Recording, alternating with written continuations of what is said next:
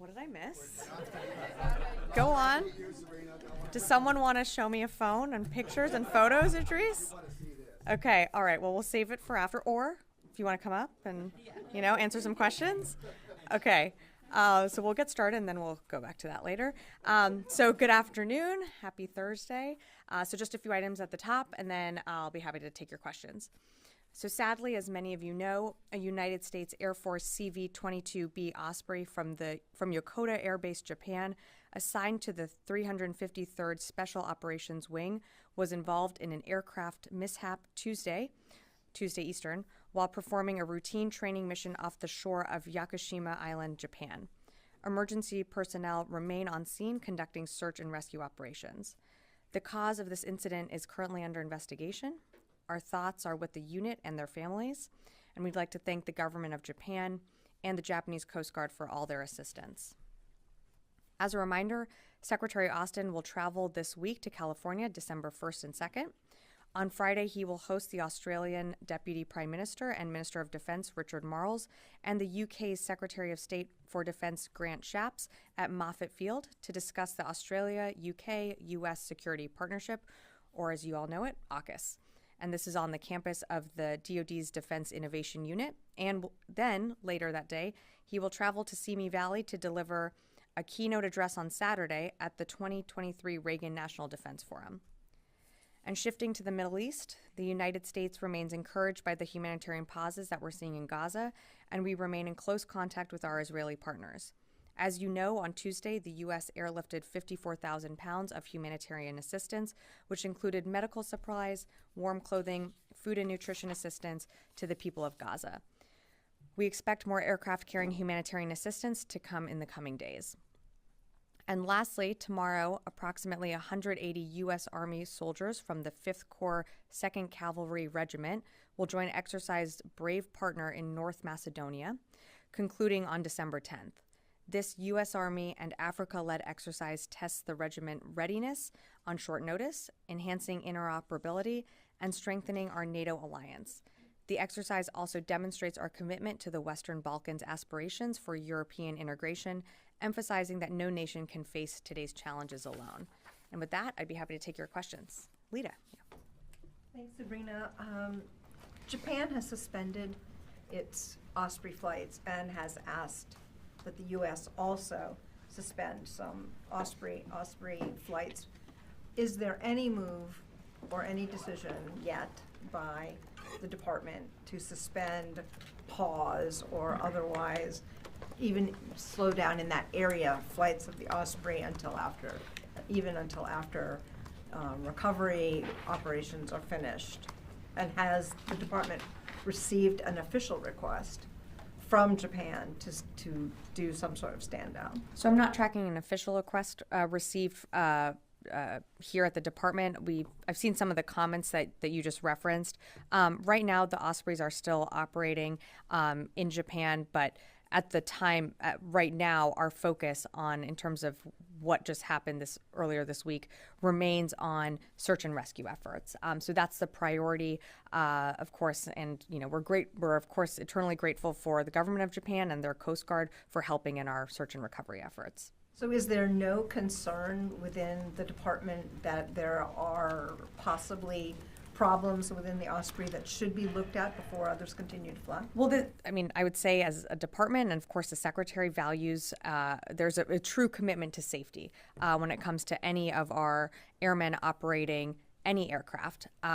Again, I'm not going to get ahead of the investigation. It's currently under investigation to see exactly what happened. And so until that concludes, if there are any, if the investigation concludes that there need to be additional steps taken, we'll certainly do that. But at this time, the investigation is underway on what happened. Idris. There were 8 personnel on board. Do you know how many have been recovered versus how many are believed to have died? I don't have an update for you on recovery efforts just yet. Again, we know that there are 8 missing. The search and recovery efforts are ongoing. I hope that we will have more to share soon, but at this moment, I just don't.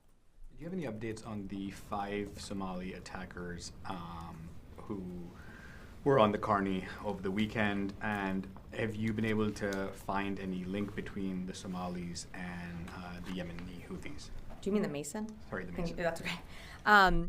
So in terms of connection, let me take the second part of your question first. So in terms of connection, again, we're still doing our assessments. We're not seeing one right now, but if there is one, we'd certainly, of course, let you know.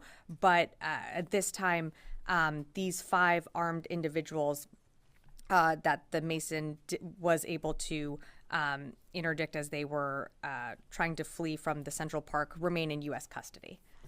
Yeah, Laura. Can you tell us, have there been any additional attacks on U.S. troops in Iraq and Syria since Thanksgiving? The last we were tracking was 73, I believe. Yes, let me see here. I just want to make sure. Yes, so we do have an update. There was an attack on Tuesday, so that was earlier this week. So that brings the total attacks up to 74 attacks from October 17th until now. We did not see, as you just mentioned, over the period of Thanksgiving and then over the last 2 days, we did not observe any additional attacks on our troops. And where was the attack on Tuesday? That was in Syria. In Syria? Yeah. Were there any injuries? No injuries, no damage to infrastructure. If there are any injuries, and again, I know that we provide those updates. I don't have any more updates to provide on additional non-serious injuries, but I'm not tracking that there were any injuries from that attack on Tuesday that happened. Drones, rockets? I would have to get back to you on that. I just don't have that information in front of me. And just simply, the drone that was shot down, I think, was it yesterday?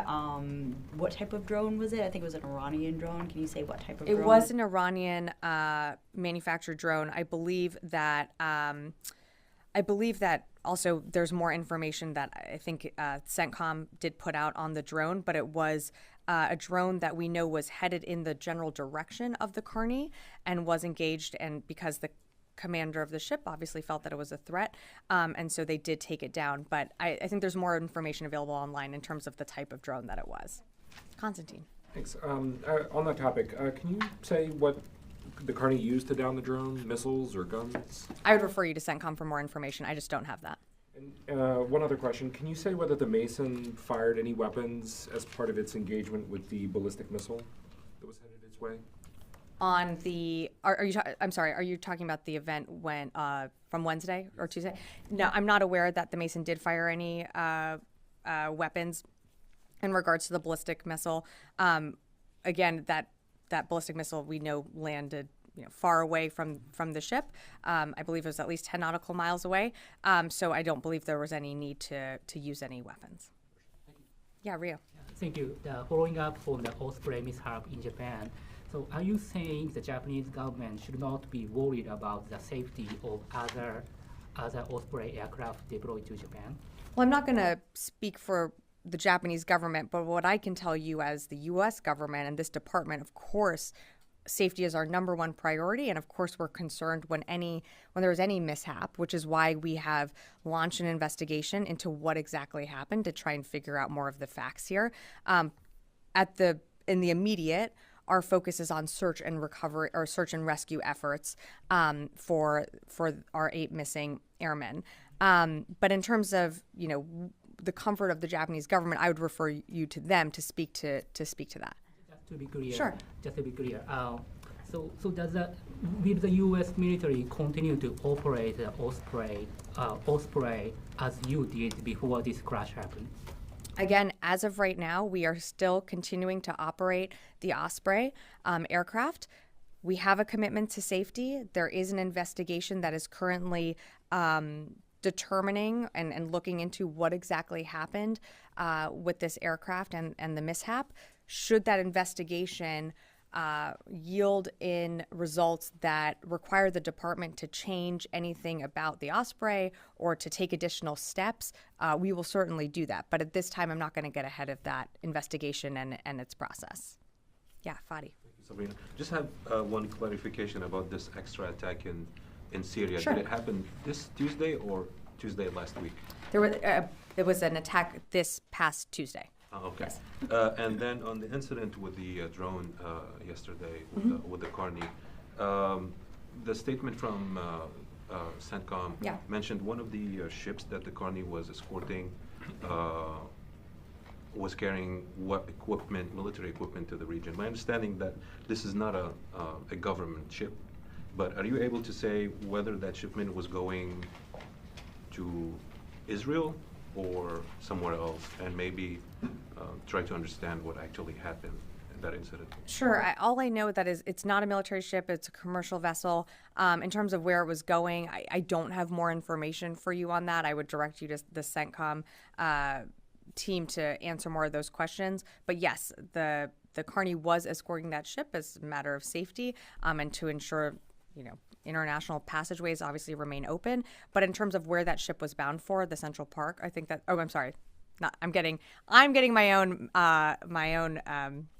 incidents confused here. In terms of where the Carney was escorting that commercial ship, I just don't have more for you on where it was going. And then lastly, in terms of rules of engagement with some of the UAV activity, what is the threshold? I mean, obviously these incidents are happening in international waters. Do you have information on how far out was the drone before it was shut down by the Carney? I don't have the exact measurements of how far it was from the Carney, but of course a commander of a ship, if he or she assesses that the drone or missile is a threat to that ship and the personnel on that ship, they have the authority to shoot it down. So I don't know that there's a threshold that needs to be met, so much so as that the commander of that ship feels that it is under threat and therefore they must take action and respond in whatever is coming its way. Yeah, Liz. Hey, Sabrina. The USS Carney shot down a drone that was, quote, heading towards it, according to the statement we got yesterday in the Red Sea. And then on Sunday, the USS Mason, at least one ballistic missile was heading towards it. But these are not deemed the targets of these Houthi missiles. So my question is, what makes these not considered targets? What is the target? Why are these not being considered attacks like the attacks in Syria and Iraq? Because the Iranian proxies are missing there too. Well, I don't know that we wouldn't say that these aren't attacks. I mean, we are, of course, taking action if we feel that they are a threat to us. But in terms of intended target, our initial assessments when it came to what the Mason took down and what the Carney took down, our initial assessment is that the ships were not the intended target, but they came close enough where at least the Carney felt the need that it had to engage the drone that was coming its way or headed toward in the general direction. And I'm sorry, I forgot you had another question in there that I'm. I guess just to pinpoint it a little bit more, if it's not the intended target, then is it an attack or not an attack? Well, again, I refer you to the people who are launching these drones or missiles, what their intended target is. We can't really speak to that. What we can speak to is the fact that our initial assessment, and if that changes, we would let you know, but our initial assessment right now is that these ships are not the intended target. If that changes, and if we continue to go through our assessments and say, we did another analysis and it did look like they were targeting the Carney, we would, of course, let you know and adjust how we're talking about these.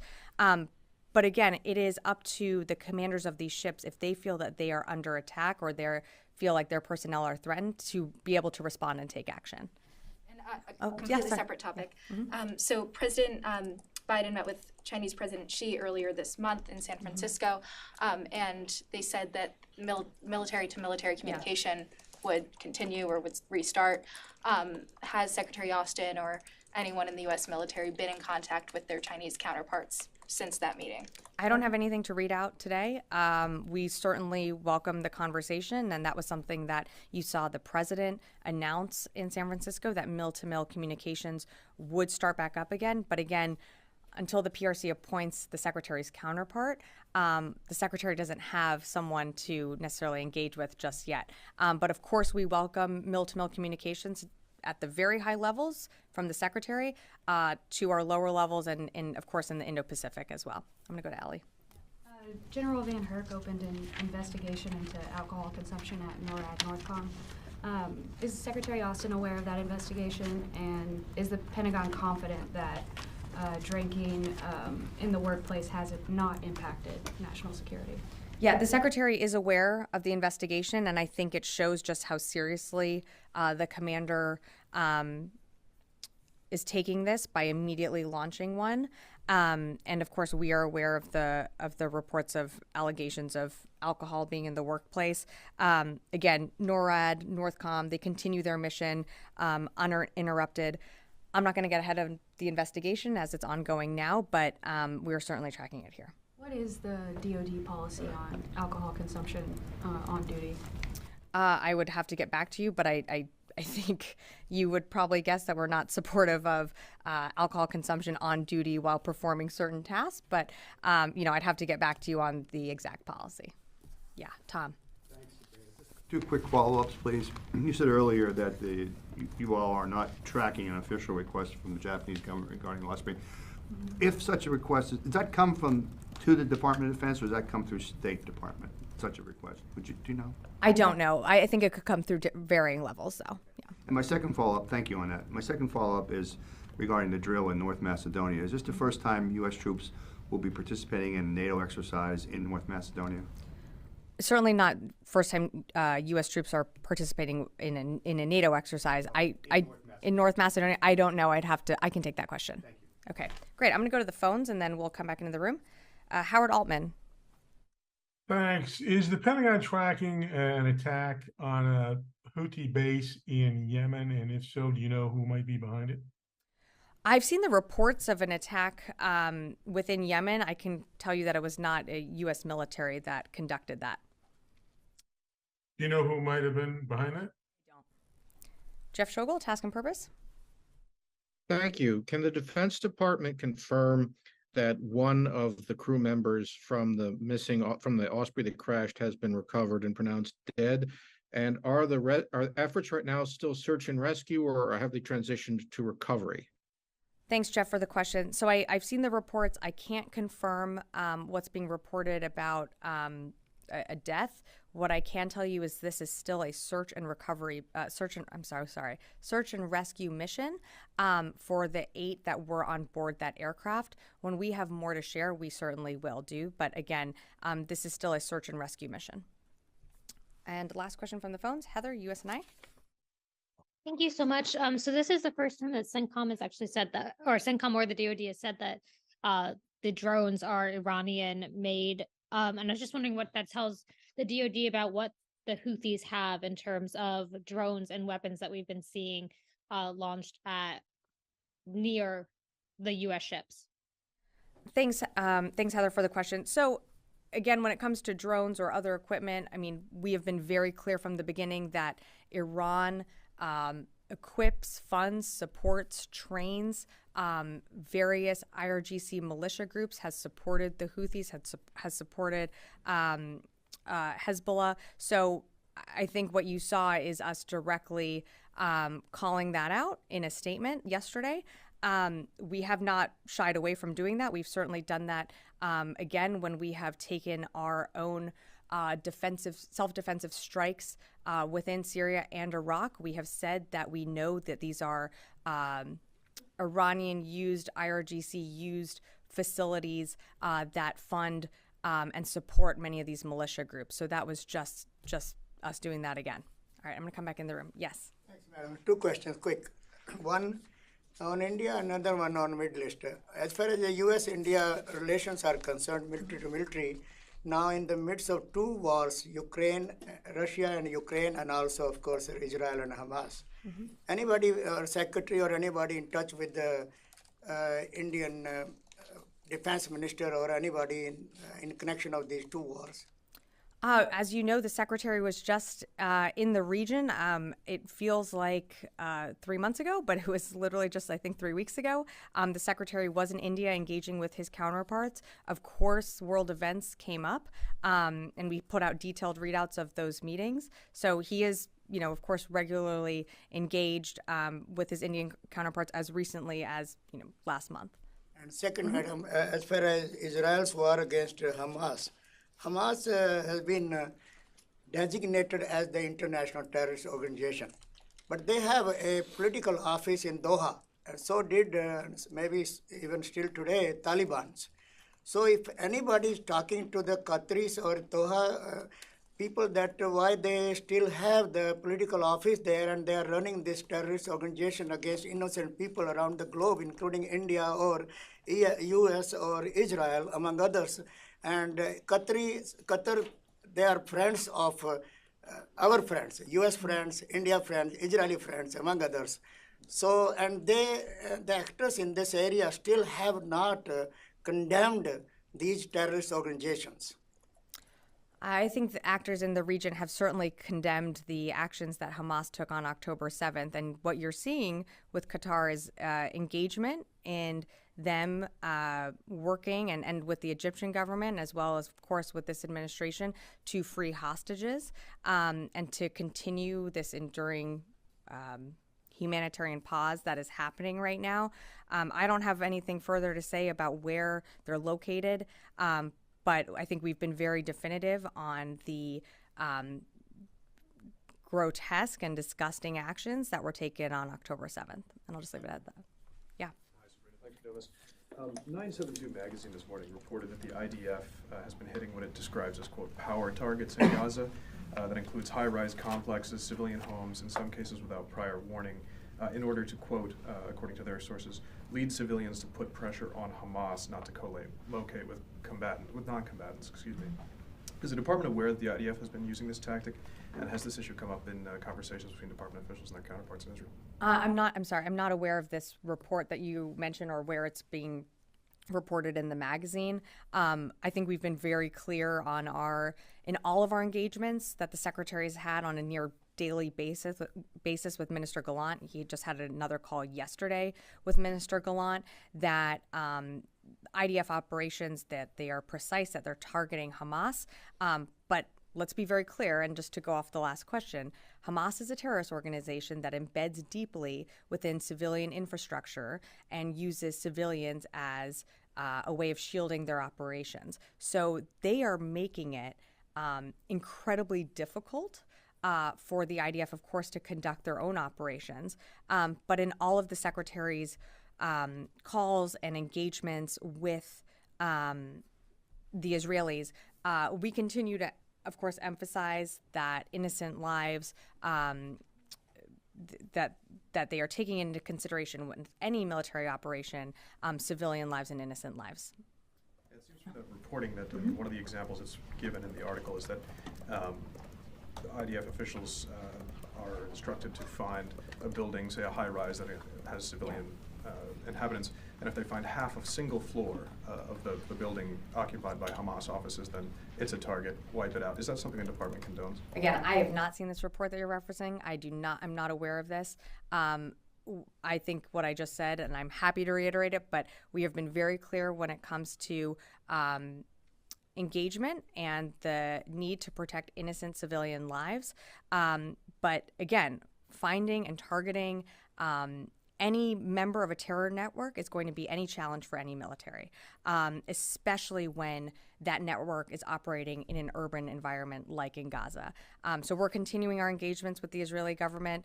We're continuing to, again, support them in their operations against this terrorist organization, but it is in all of our conversations, and as you've seen in the readouts that we've put out, the Secretary continues to emphasize the need to uphold the law of armed conflict and protect innocent lives. Chris, yeah. Sabrina, you thanked the government of Japan and their Coast Guard, but to clarify, this search and rescue effort, is this being led by the U.S. military at this point? Yes. Okay. Yeah. And how many assets roughly do you have? I don't have more on how many assets are being used for the search and rescue efforts. It's ongoing. Again, when we have more to share, I will certainly let you know, but I don't have more to provide on that front. Yes, in the back. And then I'll come over here.